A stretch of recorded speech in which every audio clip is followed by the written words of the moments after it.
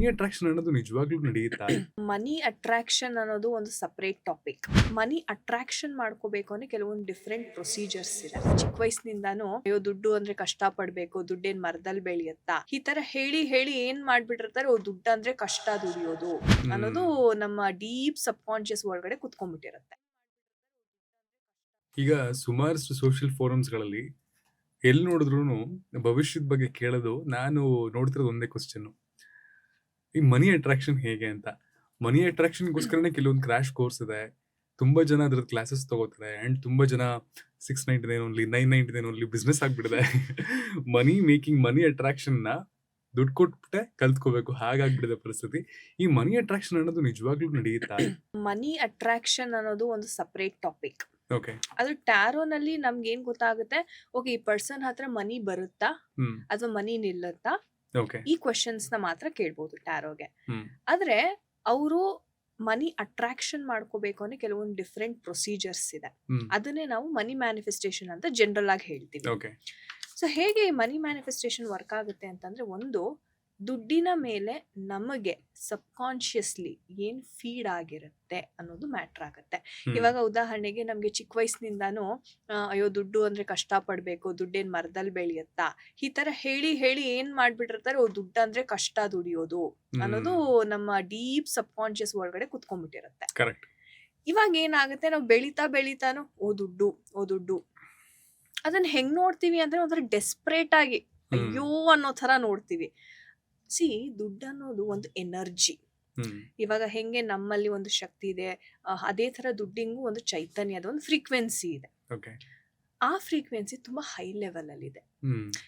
ಈ ಹ್ಯಾಪಿನೆಸ್, ಜಾಯ್, ಮನಿ, luxury, comfort ಇದೆಲ್ಲ ಒಂದು 600 ಒಂದು 700 ಹರ್ಟ್ಸ್ ಫ್ರೀಕ್ವೆನ್ಸಿನಲ್ಲಿ ವೈಬ್ರೇಟ್ ಆಗ್ತಕ್ಕಂಥದ್ದು. ಡೆಸ್ಪರೇಷನ್, ಆಂಗ್ಸೈಟಿ, ಭಯ, ಫಿಯರ್ ಇದೆಲ್ಲ ಒಂದು 30 to 40 ಹರ್ಟ್ಸ್.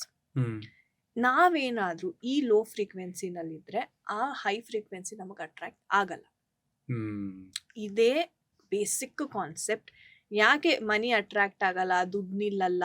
ಸಿ, ಕರ್ಮಾನೂ ಇದೆ, ಅದು ಕ್ಲಿಯರ್ ಮಾಡ್ಕೋಬೇಕು ಅವರು. ಒಂದ್ಸಲ ಕರ್ಮ ಕ್ಲಿಯರ್ ಆದ್ಮೇಲೆ ಆಟೋಮೆಟಿಕ್ ಆಗಿ ದುಡ್ಡು ನಿಮ್ ಲೈಫಲ್ಲಿ ಅಟ್ರಾಕ್ಟ್ ಆಗುತ್ತೆ. ಇದನ್ನ ನಾವು ಯಾವ ತರ ಅಟ್ರಾಕ್ಟ್ ಮಾಡ್ಕೋಬಹುದು ಅಂದ್ರೆ, ಒಂದು ದುಡ್ಡಿನ ಮೇಲೆ ನಮ್ಮ ಭಾವನೆನ ಚೇಂಜ್ ಮಾಡ್ಕೋಬೇಕು. ಯಾವ ತರ ಅಂದ್ರೆ, ದುಡ್ಡು ನನಗೆ ಸುಲಭವಾಗಿ ಬರುತ್ತೆ.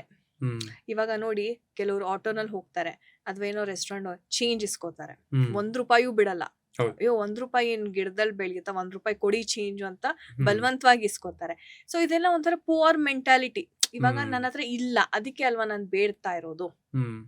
ಯೂನಿವರ್ಸ್ಗೆ ಬೇಡಬಾರ್ದು ಯಾವತ್ತು.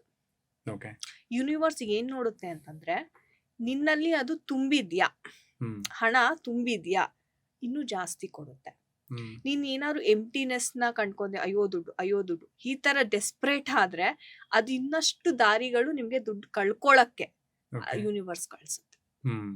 ಸೊ ಮ್ಯಾನಿಫೆಸ್ಟೇಷನ್ ಅಂದ್ರೆ ಸಿಂಪಲ್, ನಿಮ್ಮ ಭಾವನೆ. ಇವಾಗ ನೀವು ಒಂದು ಗೆಳೆಯ ಅಥವಾ ಗೆಳತಿನ ಹೆಂಗ್ ಟ್ರೀಟ್ ಮಾಡ್ತೀರಾ, ಮನಿನ ಸಹ ಅದೇ ತರಾನೇ ನೋಡ್ಕೊಳ್ಳಿ. Money is my friend. ಇವಾಗ ನೋಡಿ, ನಾವು ತುಂಬಾ ಕಷ್ಟದಲ್ಲಿದ್ದಾಗ, ಯಾರಿಗೂ ಹೆಲ್ತೇ ಸರಿ ಇಲ್ಲ, ಹಾಸ್ಪಿಟಲ್ಗೆ ಅಡ್ಮಿಟ್ ಮಾಡಿದ್ದಾರೆ, ಜನರು ಯಾರು ಬಂದ್ ಹೆಲ್ಪ್ ಮಾಡಲ್ಲ, ದುಡ್ಡೇ ಬಂದ್ ಹೆಲ್ಪ್ ಮಾಡೋದು. ದುಡ್ಡು ಕೂಡ ನೀವು ಗೆಳೆಯ ತರಾನೇ ನೋಡ್ಬೇಕು, ಒಂದು ಫ್ರೆಂಡ್ ಆಗಿ ನೋಡಿದಾಗ. ನಾನು ಎಲ್ಲಾದ್ರೂ ಹೋಗ್ಬೇಕು, ನನ್ಗೆ ಒಂದು ಒಳ್ಳೆ ಹೋಟೆಲು, ಲಕ್ಸುರಿ ಹೋಟೆಲು ಯಾರು ಕೊಡ್ತಾರೆ? ದುಡ್ಡು. ಒಳ್ಳೆ ಬಟ್ಟೆ ಹಾಕೋಬೇಕಪ್ಪ, ನನ್ಗೆ ಕಣ್ಣಿದ್ ಕಾಣಿಸಿದೆಲ್ಲ ಪರ್ಚೇಸ್ ಮಾಡ್ಬೇಕು ಅಂದ್ರೆ ಯಾರು ಕೊಡ್ತಾರೆ? ದುಡ್ಡು. ಸೊ ಅದು ಅಷ್ಟು ಮುಖ್ಯ ಆಗಿದ್ದಾಗ ನಾವು ಅದನ್ನ ಹೆಂಗ್ ಟ್ರೀಟ್ ಮಾಡ್ಬೇಕು. ಸೊ ಈ ಟ್ರೀಟ್ಮೆಂಟ್ ನ ಚೇಂಜ್ ಮಾಡ್ಕೋಬೇಕು. ದುಡ್ಡುನು ಅಷ್ಟೇ, ಯಾರಿಗಾದ್ರು ಕೊಡ್ಬೇಕಂದ್ರು ಅದನ್ನ ಬ್ಲೆಸ್ ಮಾಡಿನೇ ಕೊಡ್ಬೇಕು. ಇವತ್ತು ನೀನು ನನ್ನ ಕೈಯಲ್ಲಿದ್ಯಾ, ಅವ್ರಿಗೆ ಹೋಗು, ಅವ್ರ ಜೊತೆನೂ ಇರು, ಅವ್ರಿಗೂ ಅಭಿವೃದ್ಧಿಯನ್ನ ತಂದು ಕೊಡು ಅಂತ ಬ್ಲೆಸ್ ಮಾಡಿ ಕೊಟ್ಟಾಗ ಅದು 2ರಷ್ಟು ನಮ್ಗೆ ವಾಪಸ್ ಬರುತ್ತೆ. ಸೊ ಯಾವ್ದಕ್ಕೂ ಅಷ್ಟೇ, ಒಂಥರ ಡೆಸ್ಪರೇಟ್ ಫೀಲಿಂಗ್ ನ ಇಟ್ಕೋಬೇಡಿ, ಅದನ್ನ ರಿಲೀಸ್ ಮಾಡ್ಬೇಕು ಫಸ್ಟ್. ಅಂಡ್ ದುಡ್ಡಿನ ಬಗ್ಗೆ ಹೇಳ್ಬೇಕು ಅಂತಂದ್ರೆ, ನಿತಿಕಾ ಏಂಜಲ್ ಅಂತ ಒಬ್ರಿದ್ದಾರೆ. ನಾನು ಆಗ್ಲೇ ಹೇಳ್ದಂಗೆ ಆಕೆ ಒಂದು ಫಾಲನ್ ಏಂಜಲ್. ಆಕೆ ಹೆಂಗಿರ್ತಾಳೆ, ಒಂದು ಪುಟಾಣಿ ಏಂಜಲ್ ಆಕೆ ಯೂಶಲಿ ಯಾರು ನೋಡಿರಲ್ಲ, ಬಟ್ ಥರ್ಡ್ ಐ ಮುಖಾಂತರ ಆಕೆ ದರ್ಶನ ಮಾಡ್ಬೇಕು ಅಂತಂದ್ರೆ, ಅಂದ್ರೆ ಗೋಲ್ಡನ್ ಫೇಸ್ ಇರುತ್ತೆ, ಒಂಥರ ವಿಂಗ್ಸ್ ಇರುತ್ತೆ, ಒಂದು ವೈಟ್ ಫ್ರಾಕ್ ತರ ಹಾಕೊಂಡಿರ್ತಾಳೆ. ಹ್ಮ್ ನಿತಿಕಾ ಏಂಜಲ್ ಬಂದ್ಬಿಟ್ಟು ನಿಮ್ಮ ಏನೇ ಒಂದು ಫಿನಾನ್ಷಿಯಲ್ ಮ್ಯಾಟರ್ಸ್, ಫಿನಾನ್ಷಿಯಲ್ ಬ್ಲಾಕೇಜಸ್ ಇತ್ತು ಅಂದ್ರೆ ಆಕೆ ಬಂದು ಕ್ಲಿಯರ್ ಮಾಡ್ಕೊಡ್ತಾಳೆ. ಹ್ಮ್ ಅವಳು ಎಷ್ಟು ಬುದ್ಧಿವಂತಲಂದ್ರೆ, ನೀವು ನನಗೆ ಇಷ್ಟು ದುಡ್ಡು ಬೇಕು, ನಾನು ತುಂಬಾ ಪ್ರಾಬ್ಲಮ್ ಅಲ್ಲಿ ಇದ್ದೀನಿ ಅಂತ ನೀವು ಜಸ್ಟ್ ಪ್ರೇ ಮಾಡಿದ್ರೆ ಸಾಕು, ನನ್ಗೆ ಇದರಿಂದಾನೇ ಬೇಕು ಅದರಿಂದಾನೇ ಬೇಕು ಅಂತ ಹೇಳೋ ಅವಶ್ಯಕತೆನೇ ಇಲ್ಲ. ಅವಳು ಹ್ಮ್. ಗೊತ್ತು ಯಾವ ರೂಪದಲ್ಲಿ ತರಬೇಕು ಅಂತ. ಹ್ಮ್ ಇದು ನಾನು ಪರೀಕ್ಷೆ ಮಾಡಿದ್ದೀನಿ, ಓಕೆ ನನಗೂ ರಿಸಲ್ಟ್ ಸಿಕ್ಕಿದೆ.